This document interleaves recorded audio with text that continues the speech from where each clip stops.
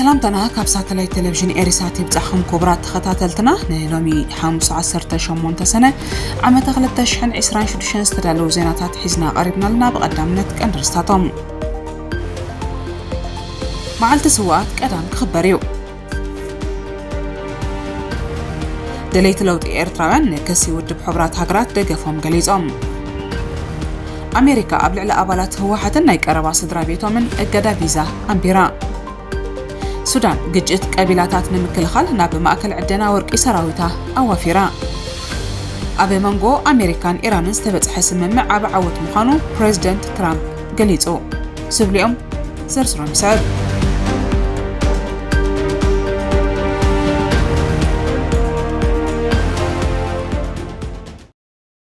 معالت سوات قدام كخبريو أب إيرترا أتي عمت زخبر معالت سماعات صباح قدام 20 سنة خلت تشحن 20 تخبيرون تذكرون كم زوعل زفلاتيو سرعة قدفها بزحلفو 35 عامتات حدر زحلفو الناشع كم زتألمن زخ حدن تنتنتي قلتو حدر سماعات زخبر نأباي سرعة قدف كاب كورشا سلطان بسمور قلتم علي خامخانو قلا إيريساز زراربتهم إيرترا يعني قلتو حدر سوات أبتا صباح بصنع قالس هزبا حارنة التقوانات في إيرترا كون كم زخون زي مات وراي كلنا يكبلو اتوم إيريساز زراربتهم إيرتراوين أغنزيبا 20 سنة أب تاريخ بريطاوي تقادلو تم زبزحو تقادلتيس تسوؤ لعلت بمخانا مغنيات بمقبار عامت متاك تكبر كم استوسنة سندات حبرو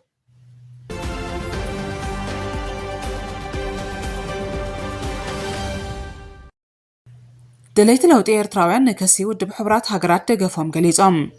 سرعة هقدف عبي وشت هاجرن وطعن قسد سبعو مسلات يفتزم كمزلو حبرات هاجرات بمخصاصو بزحات إيرتراوين أبستفل عليو مراخبتات دقفهم عبي مقلات إيركبلو بايتو سبعوي مسلات حبرات منقصات كمزقلتو أتي بمنقص إيرتراز فتزم زلو قسد سبعو مسلات أو وشت عدت رايز تحت رازي كونس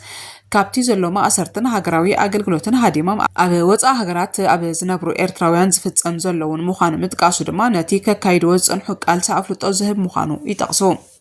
أبي بايتو سبعوي مسلات حبرات منقصات نتي أبي إيرترا زلو أسقاقي كونتات سبعو مسلات زق العقل الترزنتي تبصبات كم زقربو زفلتيو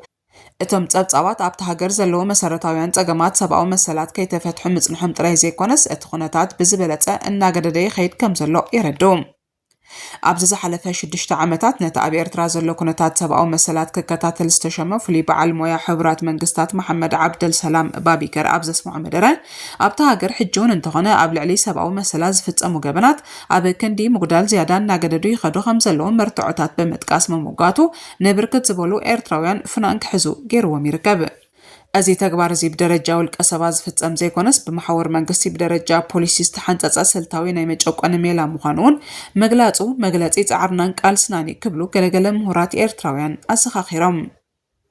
أب إيرترا زلو ناي بوليتيكا تقاومتي ጋዜጠኛታትን አባላት ተፈላልዩ ሃይማኖታትን በዘይ ምንም ከሲ ኣብ ምስጥራውያን ኣብያተ ማእሰርትን ካብ መሬት ንታሕቲ ኣብ ዝርከቡ ኮንቴይነራትን ዓሰርተታት ዓመታት ተኣሲሮም ከም ዝርከቡ ዝገለጸ መሐመድ ዓብደል ሰላም ባቢገር ሰበስልጣን ኤርትራ ኣብ ታሕሳስ 2025 ነቶም ን18 ዓመታት ኣሲሮም ዝነበሩ 13 ሰባት እኳ እንተፈትሑዎም እቲ ጭቆና ግን ሕጆን እናቐጸለ ምዃኑ ምምልካቱ ዝዝከርዩ أبا حمل أخلت تشحن 25 كلتا فلطات ناي مسلم مراحتي أب تحت قدصر وعلم بحيلي كم تتصورون وسيغم متقاسو دما معركة دين هكدف حمام كم زخونم اتوم مهوراتي قلتو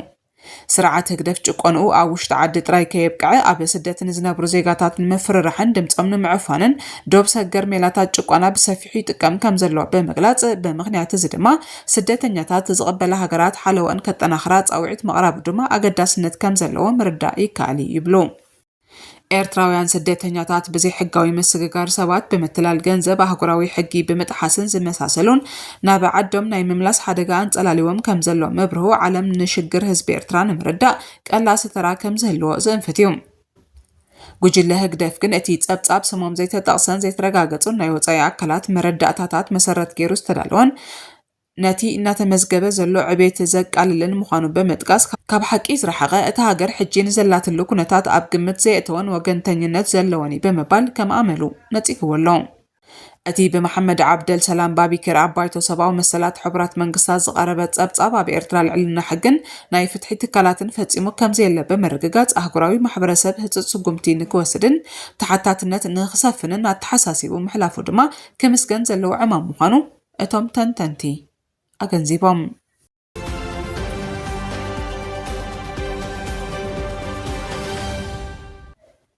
ኣሜሪካ ኣብ ልዕሊ ኣባላት ህወሓትን ናይ ቀረባ ስድራ ቤቶምን እገዳ ቪዛ ኣንቢራ።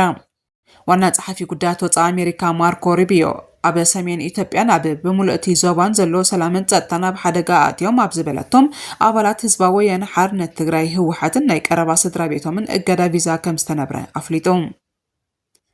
እቲ ውሳነ ብመሰረት ሕጊ ስደተኛታትን ዜግነትን ዓንቀጽ 212 A3C ብዝተዋህቦ ስልጣን ምዃኑ ዝገለጸ እቲ ዋና ጸሓፊ እቲ እገዳ ነቲ ኣብ ክልል ትግራይ ዘሎ ቅልውላው ንምፍታሕ ዝግበር ዘሎ ጻዕሪ ኣብ ዘሰናኽሉ መራሕቲ ዘተኮሮ ምዃኑ ገሊጹ። ሚኒስትር ጉዳያት ወጻኢ ኣሜሪካ ኣብ ዘውፅኦ መግለጺ ኣብ መንጎ መራሕቲ ህወሓትን መንግስቲ ኢትዮጵያን እናገደደ ዝኸይድ ዘሎ ወጥሪ ሰላም ሰሜን ኢትዮጵያ ዳግማይ ኣብ ስግኣት ከም ዝወደቐ ጠቒሱሎ። ብፍላይ ድማ ኣብዚ ዓመት መእተዊ ኣብ መንጎ ሓይልታት ጸጥታ ትግራይን ሰራዊት ምክልኻል ሃገር ኢትዮጵያን ዘጋጠመ ቅልጡፍ ወተሃደራዊ ምፍጣጥ ስዒቡ ስምምዕ ሰላም ፕሪቶርያ ኣብ ሓደጋ ምውዳቑ ኣመልኪቱ። ኣሜሪካ ምስቲ ብሰላምን ብኽብርን ክነብር ዝደለ ህዝቢ ትግራይ ሓዊሱ ምስ ሙሉእ ህዝቢ ኢትዮጵያ ከም እትስለፍ ዝገለጸት መግለጺ ኣብቲ ክልል ሰላምን ምርግጋእን ኣብ ዝርግኡ ኣካላት ተሓታትነት ንምስፋን ኩሉ ኣማራጺታት ክትጥቀመሉ ምዃና ኣፍሊጣ። እቶም እገዳ ቪዛ ዝተነብረሎም መራሕቲ ህወሓትን ስድራ ቤቶምን ኣስማቶም ብወግዒ ዛጊት ኣይትገልጸን ዘሎ። ኣሜሪካ ኣብ ልዕሊ መሪሕነት ህወሓት ኣንቢራቶ ዘላ እገዳ ፖለቲካዊ ትርጉም እኳ እንተለዎ ኣብ ባይታ ግን ዘምጽኦ ርኡይ ጸቕጢ ክህሉ ከም ዘይክእል ተንተንቲ ይገልጹ።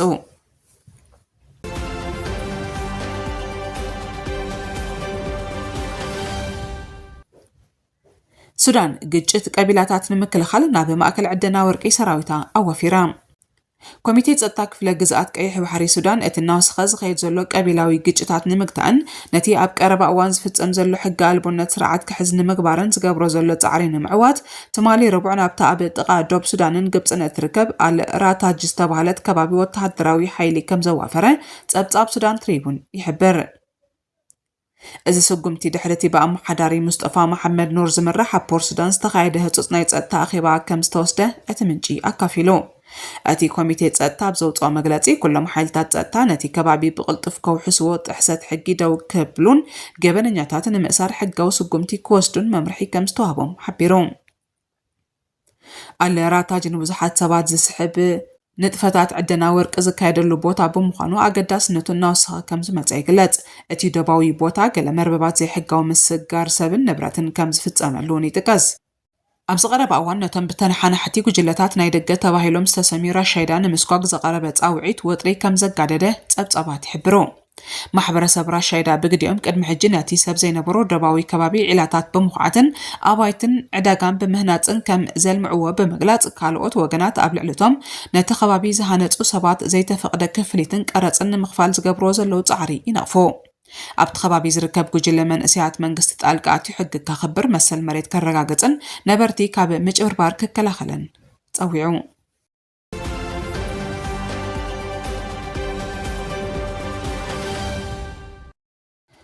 ኣብ መንጎ ኣሜሪካን ኢራንን ዝተበጽሐ ስምምዕ ዓቢ ዓወት ምዃኑ ፕሬዚደንት ትራምፕ ገሊጹ። ፕሬዚደንት ዶናልድ ትራምፕ ምስ ኢራን ዝተበጽሐ 14 ነጥብታት ዝሓዘ መዘክር ስምምዕ ንዞባዊ ሰላም ዓቢ ዓወት ከም ዝኾነ ብምግላጽ ነቲ ስምምዕ ዓቢ ስምምዕ ክብል ኣሞጊሱ። እቲ ብመልክዕ ሰነድ ምርድዳእ ዝተፈረመ ስምምዕ ደው ምባል ተኽሲ መጻበቦ ሆርሙዝ ምኽፋት ኒውክሌሳዊ ኣጽዋር ኢራን ምቁጽጻርን $300 ቢልዮን ዳግመ ህንጻ ምምዳብን ዘጠቓለለ ኮይኑ ካብቲ 4 ኣዋርሕ ዝቑጸረ ኩናት ንምውጻእ ዝዓለመ እዩ። ብመሰረት ጸብጻብ ቢቢሲ ኣብ መንጎ ኣሜሪካን ኢራንን ዝተበጽሐ ስምምዕ ምቁራጽ ተኽሲ ብወግዒ ኣብ ግብሪ ውዒሉሎ። ፕሬዚደንት ትራምፕ ነቲ ስምምዕ ንዞባ ሰላምን ርግኣትን ዘምጽእ ምዃኑ እኳ እንተገለጸ እቲ ስምምዕ ግን ብዙሕ ዘይርግጽነት ዝተገልበበ ምዃኑ እቲ ጸብጻብ ኣረዲኡ። መራሒ ኢራን ብወገኑ ብዛዕባ እቲ ስምምዕ ኣብ ዝሃቦ መብርሂ መልእኽቲ ሓያላት ኢራን ክብል ገሊጹ ኣሎ። ክቡራት ተኸታተልትና ንሎም ዝተዳለዉ ዜናታት ኣብዚ ዛዚምና ኣለና። ስለምክትታልኩም ኣዝና ንመስግን። ሰላም።